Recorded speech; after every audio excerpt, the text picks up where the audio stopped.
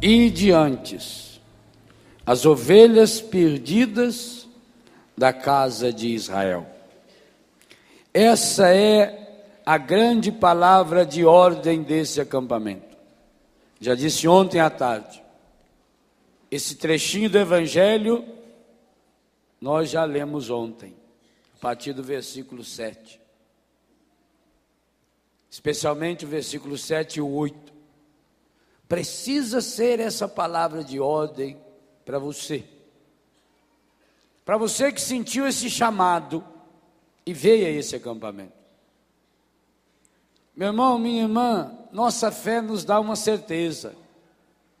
Na hora em que você se predispôs a vir para esse encontro, já começou a obra linda do Senhor na restauração da sua família.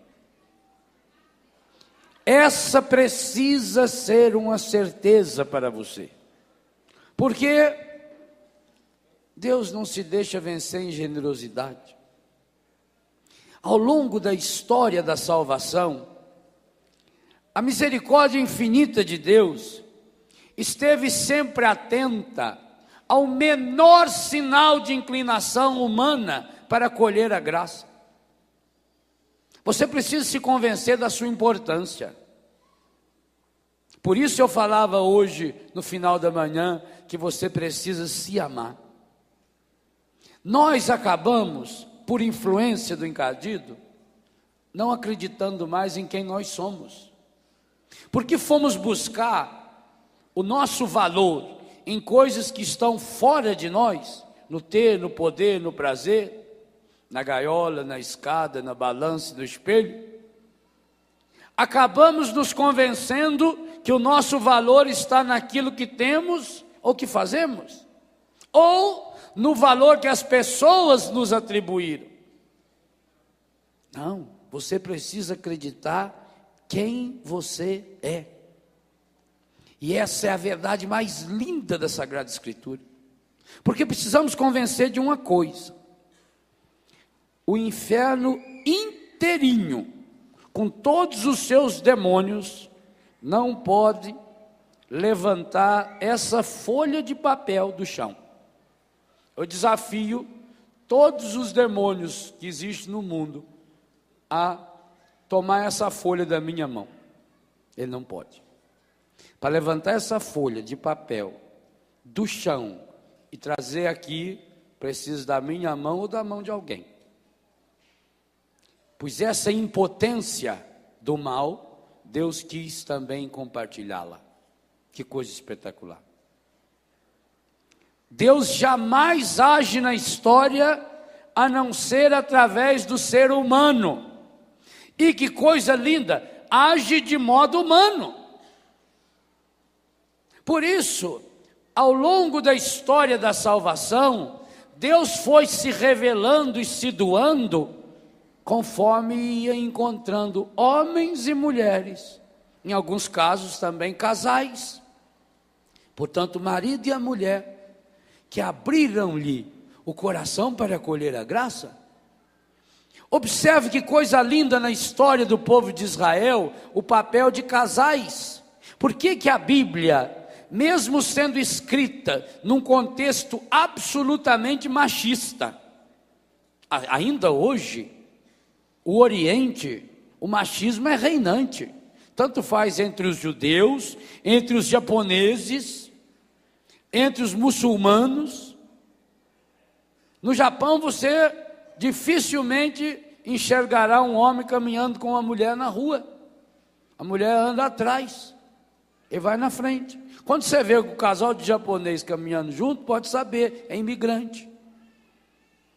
Em Israel, o judeu ortodoxo reza diariamente: eu te louvo, Javé, porque nasci judeu, te louvo porque não nasci mulher. Isso é a oração diária de um judeu ortodoxo. Os muçulmanos, a gente vê na televisão, e nós que já estivemos lá em países muçulmanos vimos, as mulheres andam completamente tapadas, não internamente, como aqui também tem esse caso, não, é tapada por fora, que só parece aquela redezinha assim nos olhos. A Bíblia sendo escrita num contexto machista, portanto. A Bíblia começou a ser escrita como nós a conhecemos há mais ou menos 2000 anos. Porque a Bíblia levou mais ou menos 1000 anos para ser escrita. Desde Gênesis 12 até o Apocalipse de São João, o último livro. Então levou mais ou menos 1000 anos para ser escrita. Portanto, começou a ser escrita mais ou menos 3000 anos atrás. A história de Moisés é mais ou menos há 3500 anos atrás. Num contexto machista, com toda essa deficiência cultural. Por que a Bíblia não tem medo de destacar a importância de casais ao longo da história da salvação? A começar de Adão e Eva. Abraão e Sara. Nunca fala só de Abraão. É Abraão e Sara. É Jacó e Raquel. É Isaac e Rebeca. É Sara e Tobias. É o sogro de Tobias. Como era o nome dele que eu esqueci? É um nome horroroso lá. Não, Labão é o outro sogro lá. Esse Deus do livro guarde, um homem que tem esse é o sogro de Jacó, né? Enganou o coitado do Jacó. Ele trabalhou 7 anos para casar com a Lia, com a Raquel. E aí você fazia o casamento de noite na tenda, a mulher com aquele pano na cara. Ele consumou o casamento no dia seguinte, quando tirou o pano, quase morreu. Era o tribufu da mais velha, a Lia. Por isso que hoje as noivas vão com o véu para trás, para não ter perigo. Que às vezes tem esse caso, o pai tem uma filha lá do amém, né? Meio encaiada, que não vai para frente e troca. Labão fez isso. O sogro de Tobias é Raguel e Edna. Então, quantos casais? Davi e Betsabé, que foi a mãe de Salomão. A Bíblia não tem medo. Inclusive, não tem medo de ensinar os profetas a descobrir o plano de Deus na infidelidade conjugal. Oséias, por exemplo, Oséias passou uma experiência medonha. A experiência mais dolorosa para um homem. Oséias levou um par de chifre. Ezequiel também. Oséias está no capítulo 3. Ezequiel no capítulo 16. Ezequiel é dureza. Porque o Ezequiel tinha casado com uma prostituta. Cuidou dela. Purificou-a. Deixou ela bonita e casou. Um belo dia chegou em casa, ela tinha voltado à vida antiga. E o que Deus disse para ele? Ama a esposa adúltera. Então, até o adultério. Observe, a Bíblia inteira. Depois, olha o papel espetacular, por exemplo, no início da vida de Jesus, aquilo que vai preparar Jesus, São João Batista. Mas a Bíblia faz questão de mostrar os pais de João Batista, Santa Isabel, Zacarias. Olha a importância de José e Maria. A história da salvação é feita de homens e de mulheres, de casais que tiveram a coragem do impossível. Pensa bem, foi difícil para Abraão sair da sua terra? Foi, mas a sua esposa tinha ido junto. Foi difícil para Sara. Como é que Sara teve que ir descobrindo o plano de Deus na sua vida, na sua esterilidade? Quanto Sara foi uma mulher de fé. Séfora, a mulher de Moisés, que nas horas mais difíceis precisou obedecer ao marido e ir com seus filhos para a casa de Jetro, o sogro, mesmo correndo o risco que de fato aconteceu, que o Moisés acabou se envolvendo com outra mulher. É história de perdão, é história de renúncia. Homens e mulheres É a história de decisão. Decisão feita Maria e José. Quando Deus vem para Maria, para entrar na vida de Maria, para que ela fosse mãe, ela não foi perguntar para José. Ela era livre. Mas também quando o anjo disse para José: toma o menino e sua mãe e vai para o Egito, ele não foi perguntar para Maria, ele tomou a decisão. Que liberdade maravilhosa desse casal. É o casal que se une na hora das dificuldades.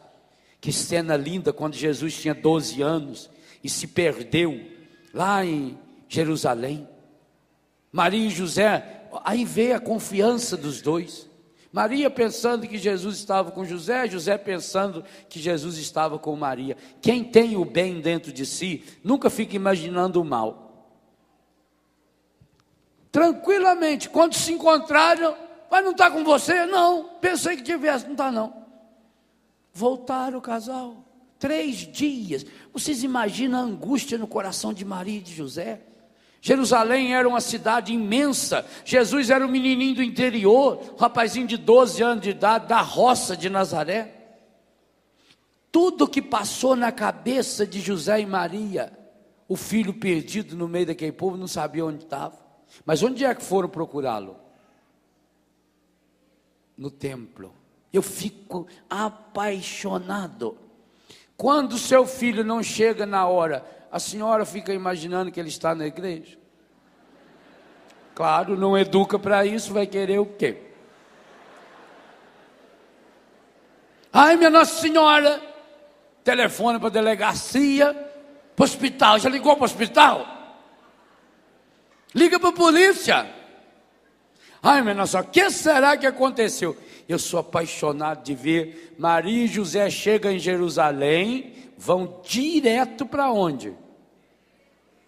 Ah, se a senhora e o senhor pudessem dar uma educação para o seu filho assim, que um dia que ele se perdesse, dizer para ele: meu filho, aqui está o referencial. Eu até acredito que Jesus tenha se perdido na saída. Ele se perdeu do grupo e ficou imaginando: meu pai com a minha mãe vêm me buscar. Aonde que eles vão me procurar? Por quê? Porque diz São Lucas que era costume deles ir todos os anos na festa em Jerusalém. E Jesus jamais foi pego num boteco, numa rua escura. Todas as vezes ele ia, ficava com o pai e a mãe, aonde? No templo. Então Jesus, que de burro não tinha absolutamente nada, voltou e foi para o templo. Não penso que era plano dele, eu vou ficar aqui no... Porque vocês acham que se fosse plano de Jesus ficar em Jerusalém, ele não ia avisar o pai e a mãe? É claro que iria avisar. Jesus ficou em Jerusalém perdido. São Lucas deixa isso muito claro. Ele se perdeu do grupo, porque aquilo era uma montoeira de gente. Aqui de vez em quando tem umas antas que se perdem, tem que avisar: olha, fulano está lá na recepção esperando. E às vezes tem mais de 12 anos já. Perde, o ônibus fica lá parado, e pior que o motorista não desliga o ônibus, fica xingando e faz a velha não acha o ônibus. Demora. Para no posto de gasolina para ir no banheiro, tem um que se perde lá. Jesus ficou em Jerusalém porque se perdeu. Mas que coisa linda, ele se perdeu, ele foi correndo para o templo. Maria e José, quando chegaram a Jerusalém, 3 dias depois, portanto no 4º dia, imagina a angústia do coração deles, vão os dois direitinhos para o templo, e lá encontra Jesus falando de Deus. Mas aí vocês vejam a liberdade. Maria falou: meu filho, por que você fez isso, meu filho? Eu e seu pai estão desesperados te procurando. Aí Jesus, que já está no meio dos doutores, já sentiu um MBA, vira e fala: não sabeis que devo ocupar-me das coisas do Pai? O que Maria falou? Nada. Só olhou nele. Isso aí eu sei antes de você nascer. Que isso aí foi contado para mim antes, e o seu pai ficou sabendo que o anjo contou para ele também. Só fez um sinalzinho assim. E diz São Lucas que Jesus, cabecinha baixa, desceu com eles, lhes era submisso, e crescia em idade, sabedoria e graça. Quando a senhora encontra um filho que está perdido, esse é o seu discurso também? Ou começa a se descabelar, e xinga, e briga, e chora? Tem gente que chora mais depois que encontra do que ela que está perdido. Que fica, eu fico imaginando o que podia ter acontecido. Meu Deus do céu.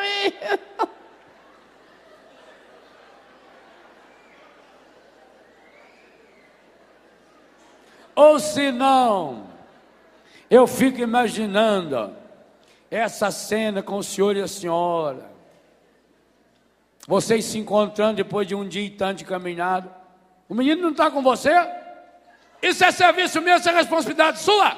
Será que vocês não servem para outra coisa? Já não chega eu ter que sustentar essa casa, quer cuidar desses moleques?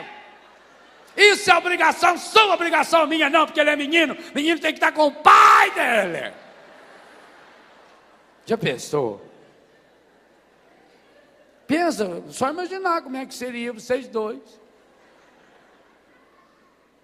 E eu jogar na cara do outro. Mas esse menino puxou para o pai. Não esquece a cabeça porque está preso no pescoço. Saía o pai dele, o avô, cuspido, escarrado.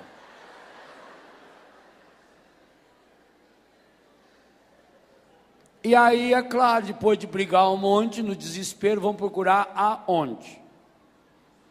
Aonde levou. Maria e José, primeiro que não discute, porque a discussão deles não tinha o poder de trazer Jesus ali para o meio dos dois. Você precisa se convencer disso. A sua discussão não tem poder de consertar o que está estragado. É a mesma coisa, os dois sujeitos batem o carro e ficam discutindo. Mas vai adiantar o quê? O carro já está batido. Então, um velhinho lá do Biguá, que ele tinha uma Toyota daquela antiga, ele fazia pinga. Uma vez lá e bateu um rapaz, ele bateu no rapaz com uma BMW zerinho. Nossa, o rapaz saiu feito louco. Ele falou, Carma, que é isso? Você é bobo, né? Na vida não é assim não. Não é assim que se resolve os problemas não, com calma. Vamos conversar, espera aí. Foi lá no Jeep, pegou uma garrafa de cachaça, falou, isso aqui é fabricação da minha fazenda. Toma um golinho para você calmar, você estamos nervosos. Aí o cara foi e tomou um gole. Carmou, não carmei ainda. Toma um golinho, filho. Vocês são muito novo é no ímpeto. Agora só porque eu sem ver aí, eu entrei com a minha Toyotinha aí nesse carro, não sei como é que a gente tem que chama isso, ó. Só porque deformou a frente todinho do céu. Que é isso, rapaz? Toma um golinho. Os problemas não é assim, não. Não precisa se agitar. Tá mais calmo? Não tô, não, tô bebe mais. Olha que ele tomou um meio litro. Tá mais calmo? Tô. Então, agora, vão sentar aqui, esperar a polícia chegar e fazer o exame do bafômetro.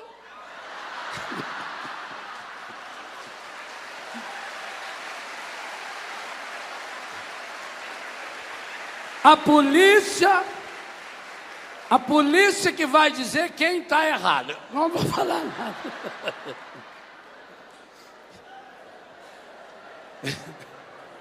O encardido faz assim. Então, a pessoa na hora do desespero, quando ela começa a gritar, a berrar, ela não sabe, gente. O encardido é igualzinho esse velhinho. Ele vai te dando combustível para a sua derrota. Que coisa linda. Hoje e ontem, o Senhor nos dá essa palavra de ordem. Está dizendo assim, olha, assim como um dia eu precisei de Abraão e de Sara, de Maria e de José, hoje eu preciso de você. Você casal de namorado, você casal de noivo, você casado de novo, 1 ano, 2 de casado, você que já tem 30, 40, 50 anos de casado. Aliás, hoje tão importante quanto evangelizar os jovens, nós precisamos evangelizar os idosos. O demônio tem um projeto muito claro para a destruição dos idosos. Porque eu falava aqui na missa de sexta-feira, a expectativa de vida do brasileiro, graças a Deus, aumentou muito. Hoje, uma pessoa que se aposenta aí com 50, 55, 60 anos, pode viver com muita saúde até 80, 90. Então, e muitos não têm o que fazer. O encardido está inventando programas para idosos, principalmente através dos bingos e dos bailes. O Ministério da Saúde tem uma estatística que devia divulgar na televisão. O número de idosos contaminados com HIV é assustador. Porque com o advento de remédios como Viagra e outros remédios, os idosos passaram a exercer a sexualidade como um divertimento também.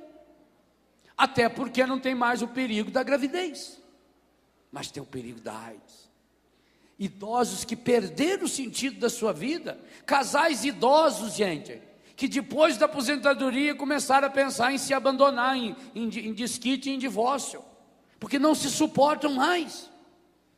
Então, também vocês idosos, como Deus na Bíblia chamou quantos idosos? Abraão e Sara, por exemplo.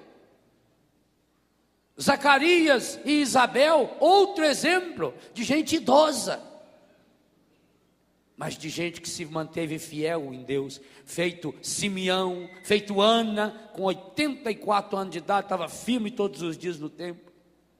Então nós precisamos de casais de enamorados, casais de noivos, casais recém-casados, casais com filhos pequenos. Os casais com filhos pequenos precisam se unir para se ajudar, como orientar os filhos. Os casais hoje estão perdidos. Por quê? E eu trato desse tema aqui no livro Família Restaurada. Deixa eu mostrar aqui na televisão, que nós vende mais um pouco aqui, ó. Já que largaram aqui, né? Aproveita aqui, ó, dá um close aí, ó. Você põe assim do lado, Davi, telefone 3186-2600. Que aí já, né? Para quem está em casa. Então, nós precisamos, e eu trato aqui, ensinar a questão do limite na educação dos filhos. Hoje os casais estão perdidos, porque muitos acham que tem que ser igual ao filho. O Padre Zezinho tem um artigo fabuloso, aonde ele fala do placar ideal na educação dos filhos. Então, ele usa a terminologia matemática, 10, de 0 a 10. Então ele diz assim, quando uma criança nasce, é 10-0 para os pais. A criança tem gosto, a criança não tem vontade, o pai tem que fazer tudo. Tem que trocar a fralda, tem que dar comida, tem que botar na cama, tirar na cama, carregar no colo. Então, 10, criança, 0. Quando a criança começa a andar, ela já começa a ter vontade, ela pede para ir no banheiro, ela pede comida, ela fala que está com sono, ela chora. 9-1. A maior parte da responsabilidade é do pai, da mãe. Quando a criança começa a ir já na primeira infância, portanto, já escolhe a roupinha que quer vestir, já escolhe a comida. 8-2. Está aumentando a responsabilidade, está aumentando a liberdade da criança. O pai está aumentando o limite da criança. Se antes era 0, agora você já tem 2. A criança agora já está na fase escolar, 7-3. Já pode escolher a roupa que quer, já tem que ter uma responsabilidade. Como eu vejo lá em casa as crianças, chega da escola, almoça, vai fazer tarefa. As mães, os consagrados responsáveis, estou construindo agora lá um SEJU, um centro educacional, para que essas crianças possam estudar à tarde. Eu tenho mais de 30 crianças hoje que moram lá em casa, então o pai tem que estar ali. Depois libera a criança para sair para brincar, 7-3. E quando fica adolescente, jovem, adulto, 6-4. E acabou. nunca poderá ser 5-5. Nunca. Você não tem que ser o melhor amigo do seu filho. Você tem que ser pai dele. Você não tem que ser a melhor amiga da sua filha. A melhor amiga ela vai ter na escola, no trabalho. Você tem que ser mãe. Não, eu falo independente aqui. Independente da idade. Independente da cultura. Porque tem filho que fica muito mais culto que o pai. Eu estudei muito mais que meu pai e minha mãe. Mas lá em casa tem que ser 6-4. Eu que sou padre, lá em casa quem toma a bênção sou eu, né, minha mãe? Lá em casa eu sou filho, é 6-4. A casa é dela, ela que manda, ela que tem que pôr ordem. 6-4. Independente, a mãe do presidente da república, quando ele vai na casa dela é 6-4, ele pode mandar no país. Mas lá na casa dela, ela é a mãe. E ele que tem que tomar a bênção. Pois o Papa Leão XIII fez isso com a mãe dele. Quando a mãe dele estava entrando, e ele, para quebrar o crime, falou: ô mãe, eu sou Papa, mãe. Beija o meu anel, mãe. Ela falou: primeiro você beija o meu. Se eu não tivesse sido fiel a essa aliança, você não estava com esse anel no dedo. Leão XIII, Papa. Então é 6-4 no máximo. Limites. Essa palavra precisa voltar, meus queridos pais. Essa palavra precisa voltar com urgência, porque hoje tem filho que acha que faz o que quer. Hoje tem casa que é 10-0 para o filho. Inclusive algumas crianças que os pais deixam fazer o que bem entende, principalmente na igreja, que corre para um lado, corre para o outro, come batata frita e perturba, a vontade de coxar um beliscão. Não tem limite, não tem respeito, não tem educação.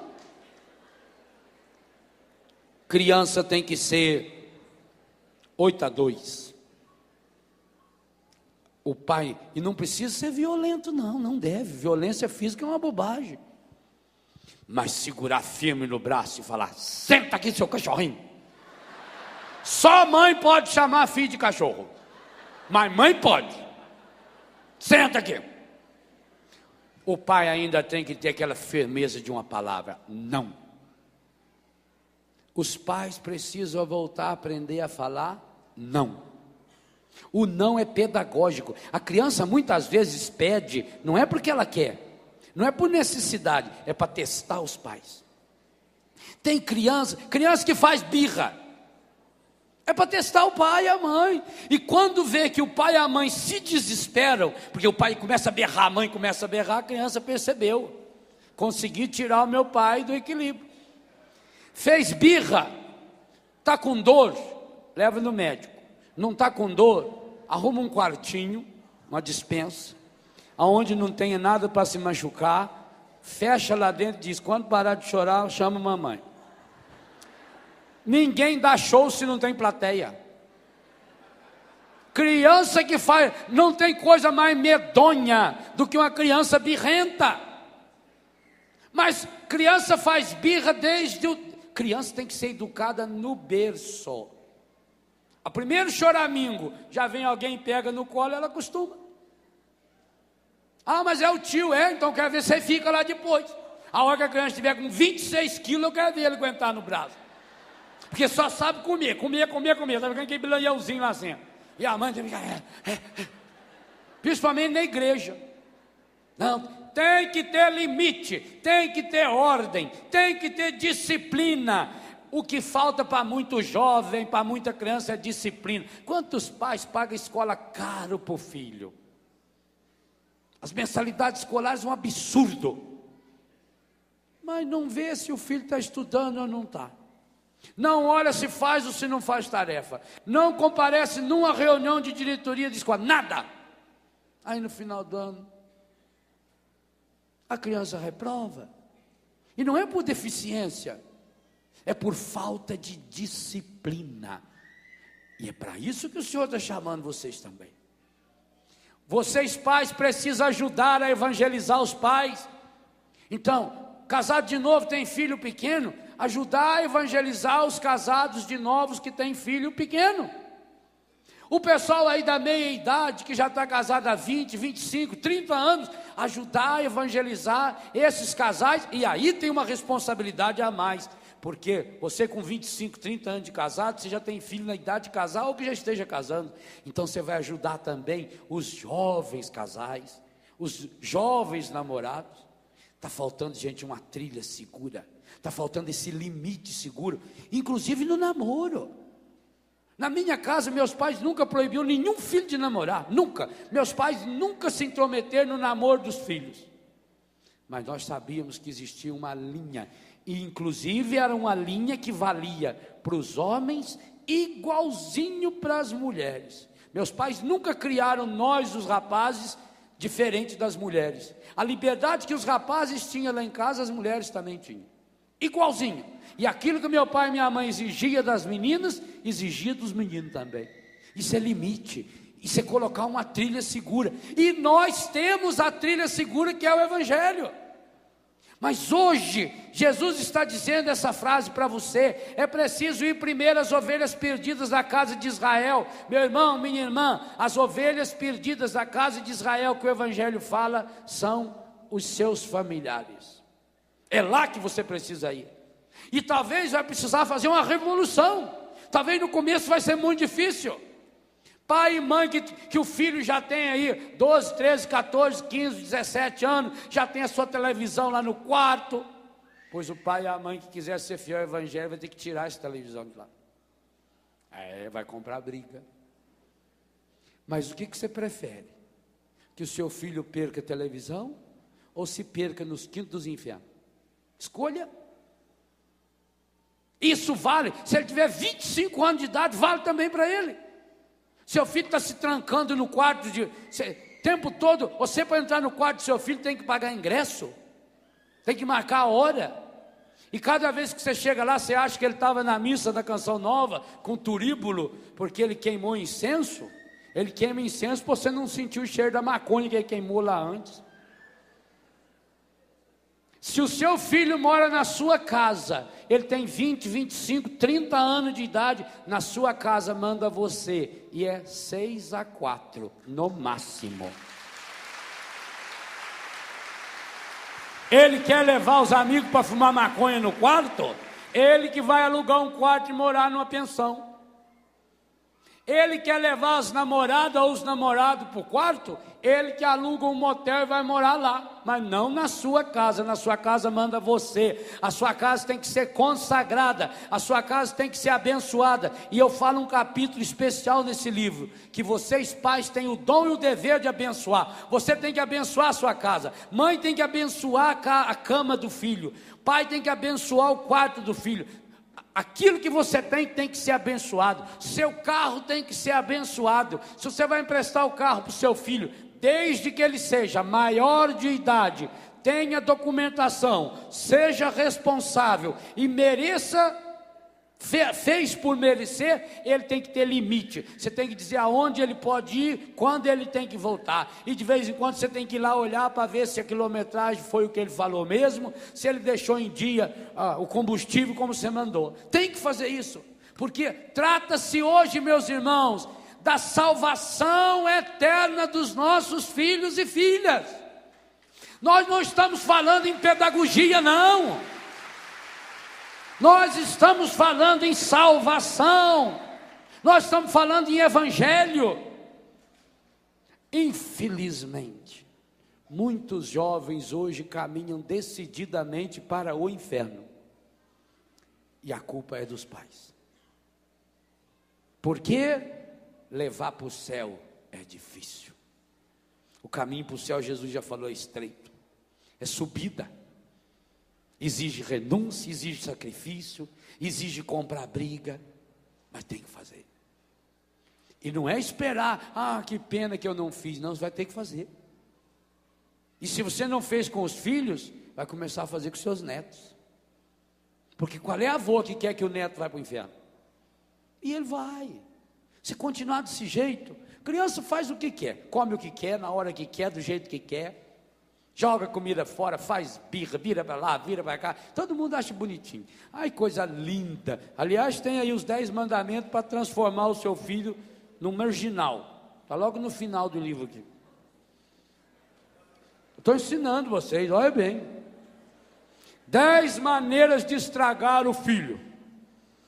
Página 170. Dar tudo o que eles querem. Tudo que o filho pediu, dá. Acha graça quando diz palavrão. Ai, que belezinha. Fala de novo, da puta, fala. Ai, que lindo. Não é bonitinho do jeito que ele fala? Ele não fala filho, dá e fala assim, dá puta. Ai, que lindo. Acha bonitinho, né? Nunca dá orientação religiosa. Não, meu filho não precisa ir na igreja, não precisa de catequese. Quando ele ficar adulto, ele vai escolher a religião dele. Ótimo, por que não deixou também ele escolher o nome depois de adulto? Por que não deixou escolher se queria ir na escola também depois de adulto? Por que não queria deixar escolher se ia andar de roupa depois de adulto? Deixa tudo depois de adulto. Não dê formação religiosa para o seu filho, logo ele é um marginal. Junta o que eles deixam jogado e desarrumado. Sai catando. Ué, se a criança teve mão para jogar no chão, não tem mão para catar? Oh. Até cachorro aprende. Meus cachorrinhos estão aprendendo aonde fazer xixi. Vocês não viram que eles fizeram aqui hoje? Não fizeram. Eles sabem que não. Lá em casa também, eles dormem lá dentro do meu quarto. Limpinho. Às vezes eles ficam loucos na porta. Cruza a perna, hein? Aí eu abro a porta. Ah, que festa. Sai lá. Acho um toquinho. Belezinho. Acho uma moitinha, senta. Ainda fica olhando na gente com aquela carinha assim. Criança aprende porque... Cachorro aprende porque criança não vai aprender. Criança e criação é a mesma palavra. Educa. Se a criança tem força para jogar no chão, tem força para catar. Quinto, discuta e briga na presença deles. Meus pais viveram 52 anos de casados. Hoje papai está no céu. Nunca, nenhum de nós filhos ouvimos uma discussão dos meus pais. Nunca. Se eles discutiram, nós não sabemos. Vocês não estão bem? No quarto resolvam. Fala baixo. Aliás, por que o marido sentado na cabeceira da mesa, a mulher do outro lado da mesa, eles começam a brigar, por que eles começam a falar alto? Vocês estão tão pertinho um do outro. E berra. E mete soco na mesa e quebra tudo. E grita. Para que você precisa gritar se está perto? A gente grita com quem está lá. Ô, você lá na saída, pega lá para mim, por favor. Você vai pescar hoje? Não, hoje eu vou pescar. Eu pensei que você ia pescar. Aí você pode gritar. Mas com gente perto, para que eu preciso gritar? Sabe por que marido e mulher, quando briga, grita? Mesmo estando fisicamente perto? Porque o coração está longe. Quando o coração está longe, precisa berrar. Quando o coração está perto, você não precisa falar, gritar. Aliás, quando o coração está perto, você fala sussurrado, querido. Amor. Não precisa nem falar, você faz gesto. Abraço. Igual hoje de manhã. Ela o envolveu no chale rosa. 30 anos. Esse chale rosa será inesquecível. Quando o coração está perto, não precisa nem falar. Ó, encosta aqui. Encosta sua cabecinha no meu ombro e chora. Coisa boa, não é? Mas quando o coração está longe, você pode estar fisicamente perto, tem que berrar. Não grita, não grita. Não grita com seus filhos. E por favor, não briga na frente deles. Se vocês, Deus o livre e guarde, precisar brigar, vai longe. Lá briga, só os dois. Criança que escuta a briga dos pais. 6, abarrotá-los de brinquedo, dinheiro, mimos e superproteção. Eu tenho tanta pena quando eu vejo um pai ou uma mãe mostrar os brinquedos do filho, que tem que ter um quarto só para guardar. Quem tem muito não valoriza nenhum. Eu me lembro que minhas duas irmãs, a Célia e a Aziza, uma vez ganharam de uma tia nossa uma boneca. Era uma para as duas. Cada hora era uma que brincava. Quantos anos aquela boneca ficou lá em casa? Cuidava. O meu caminhãozinho, quando eu ganhei na Aparecida do Norte, canivetinho. Quantos anos? Só tinha um. Valoriza. Agora criança, que esse brinquedo caríssimo. Pior é o brinquedo que brinca sozinho. É o brinquedo que brinca para a criança. A criança liga o carrinho e sai. Ele vira um monstro. E a criança fica lá sozinha.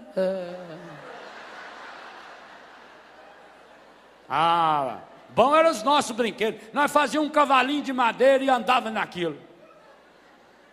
Eu tinha lá várias vacas e bois, tudo feito de sabugo. Depois que a gente foi crescendo, foi precisando do sabugo. E aí, acabei com o meu plantel. Aí fazia as vaquinhas de sabugo, fazia de chuchu, não, mamãe nunca deixou eu fazer de chuchu. Chuchu é para comer. Mamãe não deixava nós brincar com chuchu, não, é sagrado, comida é sagrado. Você que tinha criatividade. Pular aqueles quadradinhos que eles faziam no chão, né? Pular corda, jogar maré, brincar de tourada. Criança era tudo saudável. Hoje não, hoje fica tudo uns bobinhos aí, lá. Liga o botãozinho, ou senão fica lá no videogame. Aperta. Pior que tem uns adultos que fica junto e babando. Esse é caso de internação. Dependendo da idade. Se você tem mais de 7 anos de idade e gosta de brincar com isso, por favor, consulte um psiquiatra. Dinheiro para criança, a mesma coisa. Que tristeza, eu era diretor de um colégio de Santa Catarina, eu via criança tirar dinheiro do bolso que eu não tinha no meu. Nota grande. Pai que dá dinheiro assim para criança. Mimos e superproteção. Não, meu irmão, deixa cair um pouco, deixa esfolar um pouco. Criança, quando ela cai por conta própria, o peso do corpo dela não machuca, não. Deixa cair. Só assim que aprende a levantar. Olha os cabritos, como eles educam os cabritinhos. Lá em casa, uma vez tinha uma cabrita que eu achei que ela era débil mental. A Dorothy. Nasceu o filhinho da Dorothy, o bebê. A Dorothy começou a lamber. Eu estava roçando um passo lá, ficava só olhando. Bonita. Quando ela depois lambeu ele lá uma meia hora, ela enfiou o chifre por baixo da barriga dele e foi fazendo força. E ele, muito molezinho, tá? Aí, na hora que ele ficou em pezinho, ela virou do outro lado, morro abaixo, meteu uma cabeçada nele. Ele caiu. Ela foi de novo. Começou a levantar e dar cabeçada. Eu já estava pronto para ir lá impedir aquela cabra assassina. Então por que está levantando o cabritinho? Aí eu comentei com o papai. Ele falou, mas é assim mesmo. É que o cabrito, se ele não aprender a levantar rápido, qualquer bicho mata ele. Uma cobra, um cachorrinho vem lá e mata ele, gruda no pescoço.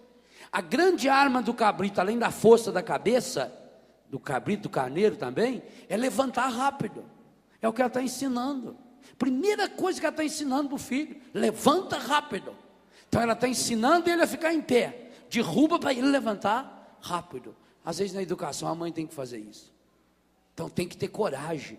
Muitas vezes dói o coração de uma mãe quando ela tem que punir um filho.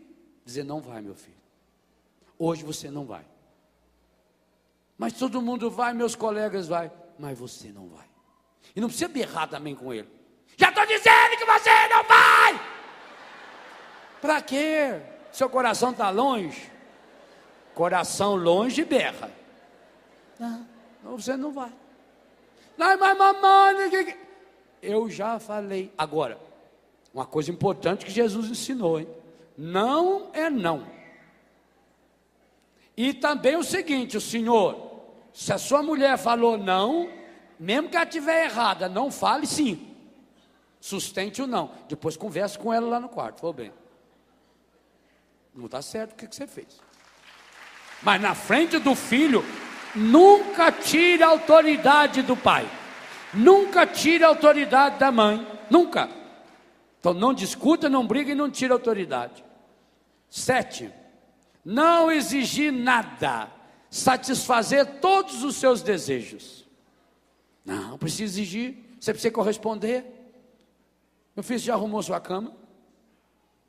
Por que um menino de 7, 8 anos não pode esticar a cama dele? Não pode varrer o quarto dele? Não pode secar uma louça? Não pode pegar umas coisas lá fora para você? Pode e deve. Hoje tem tem uns cavalão hoje aí de 14, 15 anos, que não cata a roupa deles no chão, que fala a minha empregada. Criança não tem empregada. 8.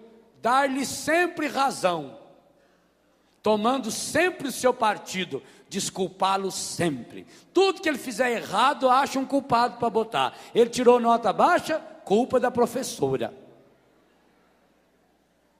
Não.